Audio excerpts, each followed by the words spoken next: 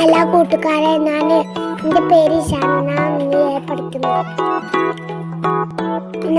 ഞാൻ എൻ്റെ വീട്ടിലെ അതിഥികൾ കാണിച്ചത്. ഇത് എൻ്റെ മൂത്താപ്പാന്റെ വീട്ടിലെ പൂച്ചയും കുഞ്ഞുങ്ങളുമാണ്. എനിക്ക് ഈ പൂച്ചനെ ഇഷ്ടമാണ്.